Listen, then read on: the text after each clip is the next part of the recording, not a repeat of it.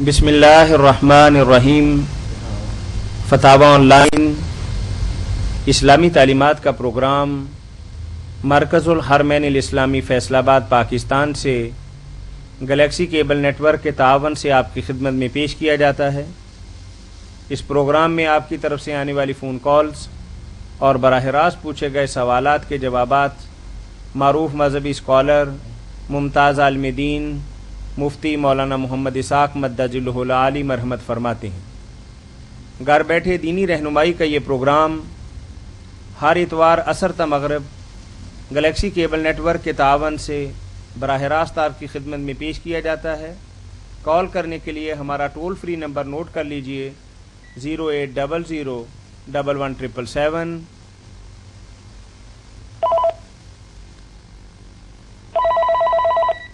जी अस्सलामु अलैकुम वरहमतुल्लाह।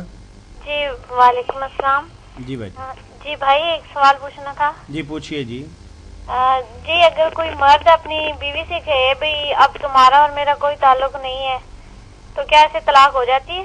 जी पूछते हैं मौलाना से। आपका सवाल ये है कि अगर मर्द ने कुछ ऐसे जुमले कह दिए, जी एक बार कह दिया कि तुम्हारा और मेरा कोई ताल्लुक नहीं है आज, या कोई रिश्ता नहीं है, कुछ ऐसा लफ्ज कह दिया, हाँ जी, तो क्या उससे तलाक वाक़ई हो जाती है या अलहदगी इख्तियार करनी चाहिए? हाँ जी। हम तो पूछते हैं अगर हो जाती है तो कितने तो बंदा कैसे रुजू कर सकता है? मौलाना से पूछते हैं ना, हम मिल के पूछते हैं। जी ठीक है। जी मौलाना।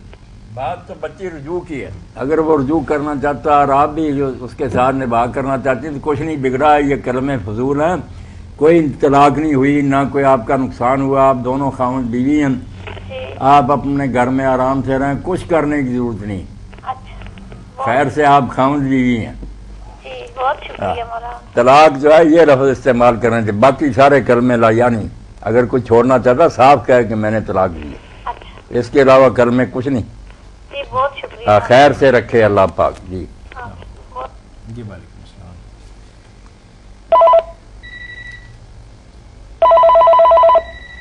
जी अस्सलामु अलैकुम वरहमतुल्लाह। वालेकुम सलाम। जी जी मैंने आपसे ना अपनी इम्तिहान में कामयाबी के लिए कुछ पूछना था।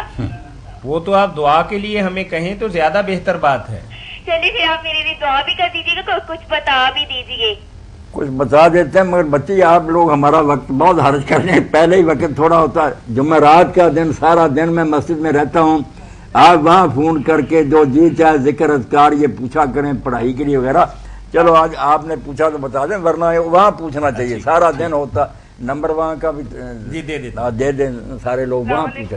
जी वालेकुम अस्सलाम वरहमतुल्लाह। जी भाई। मौलाना साहब अल्लाह ताला आपको जिंदगी तंदुरुस्त सेहत दे। बड़ा नेक प्रोग्राम आपका है माशाल्लाह। मौलाना साहब मैंने आपसे ये पूछना था कि जो शादी है, मर्द जो दूसरी शादी करता है, जी जी, कुरान और सुन्नत की रोशनी में तो ये है जी मर्द को जायज है कि वो 4 बीवियां कर ले। जी जी, लेकिन अब जो हमारा पाकिस्तान का रूल है जिसमें हम रहते हैं मुल्क में, तो वो कहते हैं जब बीवी की इजाजत के बगैर शादी नहीं हो सकती। ठीक है। अगर वो करता है तो उसके ऊपर फौजदारी मुकदमा होता है। तो मैं आपसे ये पूछना चाहती हूँ कि अगर वो शादी कर ही लेता है, हाँ हाँ, तो हमारे यहाँ तो ये सुनने में आया, आप तो माशाल्लाह उल्मा है, ज्यादा बेहतर समझते हैं कि नबी पाक सल्लल्लाहु अलैहि वसल्लम ने तो मिसाल देने के लिए शादियाँ की थी। हेलो जी सुन रहे हैं मेरी बहन। अच्छा ये वक्फा हो गया ना? नहीं वक्फा नहीं हो गया, आप बात करते हैं सुन रहे हैं। सुने। अच्छा वो कहते हैं वो उन्होंने तो मिसालें देने के लिए जी बेवा से भी शादी करें, तलाक याफ्ता से, बड़ी उम्र से भी कर। लेकिन हमारे यहाँ तो सिर्फ जस्ट फॉर एंजॉयमेंट ऐसे ही लोग शादी कर लेते हैं जी, बस फलानी पसंद आ गई उससे कर ली, ये बीवी में ये खराबी है, पहले शादी कर लेते हैं, उसके बाद उसमें 1000 बुराइयां निकाल के दूसरी अपनी शादी कर लेते हैं। जी जी। और उसके बाद उसके इंसाफ का कोई तकाजा नहीं जी, पहली को फिर तंग करना, ना उसके ऊपर कोई तवज्जो देनी। तो मेरा कहने का मकसद है कि मौलाना साहब क्या ये शादी हो जाती है जो बीवी से छुप कर चोरी की जाए, उसे ला इल्म रखा जाए और उसके लिए वो कुरान उठाए कि मैंने कोई शादी नहीं की, कोई कुछ, लेकिन जब पता चल जाए तो फिर वो इतराफ भी कर ले कि जी मैं निकाह कर चुका हूँ। तो अब मेरा कहने का आपसे ये मकसद है क्या ये निकाह जो बगैर इजाजत के हुआ है वो ये वाकई हो जाता है? ऐसी मेरी बात बहन, जब इंसान अल्लाह ताला के कवानीन में दखल देता है ना तो उससे खराबियाँ वाक़ होती हैं। जब अल्लाह ताला ने इजाज़त दी और उसके साथ ये शर्त लगाई कि अगर इंसाफ कर सके, अगर इंसाफ नहीं कर सकता तो एक ही बीवी पर इक्तफा करे। ये भी उसी कुरान में ना जिसमें ज़्यादा शादियों की इजाज़त है। اب یہ لوگ یہ تو پڑھ لیتے ہیں کہ زیادہ شادیوں کی اجازت ہے، مگر جو ساتھ ہی لکھا کہ اگر تم انصاف نہ کر سکو پھر نہ دوسری کرنا، پھر ایک بیوی پر بس کرو، اس کو یہ نظر انداز کر دیتے ہیں۔ اگر کوئی شخص انصاف کرتا ہے نا میری بہن، تو پھر یہ جو ہے نا کہ اجازت لے اور اجازت کے بغیر نہیں کر سکتا، یہ چیزیں جو ہے یہ فائدے کی بجائے نقصان دے۔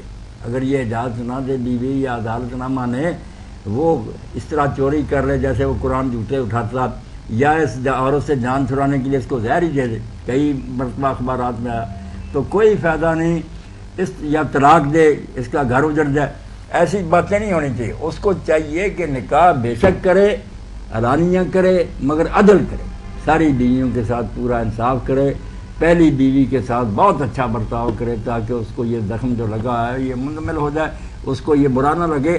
ظلم کرے گا تو ناراضگی ہوگی، تو انصاف ہونا چاہیے۔ باقی یہ جتنی شرطیں نا اس کا کوئی فائدہ نہیں، زبردستی لوگ اجازتیں بھی لے لیتے ہیں، نہیں دیتی طلاق دے دیتے ہیں، مولانا اور صاحب جان چھڑانے کے لیے قتل بھی کر دیتے ہیں۔ جی بھائی فرمائیے۔ جی مولانا صاحب دراصل یہ مسئلہ ہماری بہن کے ساتھ ہو چکا ہے اور ہم سب اس وقت بہت پریشانی میں ہیں، تو ہم چاہتے ہیں کہ ہم اپنی بہن کو بھی نہیں اجاڑنا چاہتے، اس کے بہت پیارے پیارے سے 2 بیٹے ہیں، وہ اپنا گھر نہیں چھوڑنا چاہتی ہیں، اپنے شوہر کے ساتھ بہت مخلص ہے، لیکن اس کے غم کی اس کی یہ حالت ہے کہ نہ ہمارے پاس الفاظ ہیں اسے کچھ صبر دینے کے، یہ تو اللہ ہی دے گا اب اسے، لیکن آپ کوئی ہمیں پڑھائی بتائیں کہ اس کا دل دوبارہ سے ہماری بہن کی طرف مائل ہو جائے۔ پڑھائی بھی بتائیں گے، جمعرات کے دن اس کو لے کر آئے، میں اپنی بچی کی محنت سماجت کروں گا کہ اگر ہو گیا جس طرح نا ڈپریشن کا شکار اور ٹینشن نہ لے، کیا فائدہ، گھر میں اللہ نے 2 بیٹے دیے، وہ آ رہا ہے سکون سے، ظلم کرے گا تو پھر اس کی خبر لیں گے یا پوچھیں گے، آپ جب بتائیں گے۔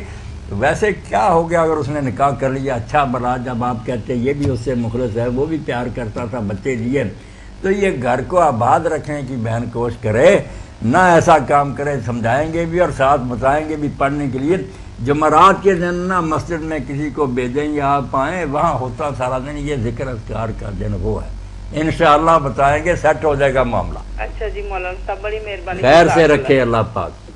جی مولانا یہ دوسری شادی کا معاملہ کچھ ہمارے ملک میں قوانین کی وجہ سے کچھ غلط غلط مت کرنے سے بعد بھی نہیں لوگ آتے۔ جی السلام علیکم ورحمۃ اللہ۔ بولتے ہیں کیا فائدہ۔ السلام علیکم جی۔ جی وعلیکم السلام ورحمۃ اللہ۔ سر کیا حال ہے؟ جی الحمدللہ الحمدللہ۔ اور سر جی فرمائیے۔ فرمانا کیا ہے سر؟ یہی پوچھنا ہے، شراب پینے والے کے بارے میں پوچھنا تھا۔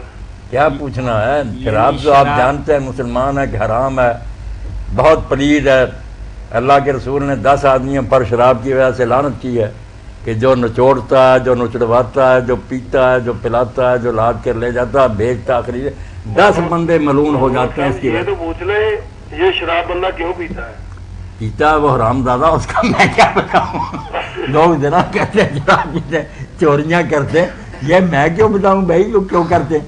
یہ آپ عجیب آدمی ہیں، اللہ خیر سے رکھے، ہم کیا بتائیں گے لوگ یہ جرم کیوں کرتے، کوئی قتل کر۔ شراب بندہ پتا کیوں پیتا ہے؟ ہاں جب کوئی ٹینشن ہوتی ہے نا، جب کوئی پریشانی ہوتی ہے پھر پیتا ہے۔ پھر پریشانی دور نہیں ہوتی، بڑھ جاتی۔ یہ خود ایک مرض ہے جس میں فرض آتا ہے، جگر تباہ، پھیپھڑے تباہ، آخر موت کا شکار ہو جاتا۔ ٹینشن کا علاج یہ نشے نہیں، جب نشہ دور ہوگا پھر اس سے بڑھ جائے گی۔ علاج اللہ کی طرف لوٹنا۔ میرے بھائی مصیبت آئے تو اللہ کا دروازہ جو ہے نا اس پر آدمی بیٹھ جائے، اس کو یاد کرے، اس سے مدد مانگے، آپ دیکھیں گے یہ نشے وغیرہ کوئی بھی نہیں وہ سکون دے سکتے جو اللہ کی یاد دیتی ہے۔ آپ آزماتے نہیں نا، نشہ جو ہے اس میں پھنس جاتے ہیں، یہ بعد میں خود ایک روگ لگ جاتا، پیسے نہیں ملتے، ماں باپ کو قتل کر دیتے ہیں کہ ہمیں نشہ کے لیے پیسے نہیں دیے، لعنت ہے اس پر۔ یعنی ہمارا پروگرام جو ہے وہ یہ بتانے کے لیے ہے کہ یہ جرم جو ہوا ہے شریعت اسلامیہ میں کتنا بڑا جرم ہے اور اس کی کیا سزا ہے۔ اتنی بڑی سزا حضور نے فرمایا کہ ایک بار کرے کوڑے مارو، دوبارہ کوڑے، تیسری بار اور چوتھی بار فرمایا اس کو قتل کر۔ اتنے صحابہ کرام نے اس کو روایت کیا، حضور نے فرمایا چوتھی بار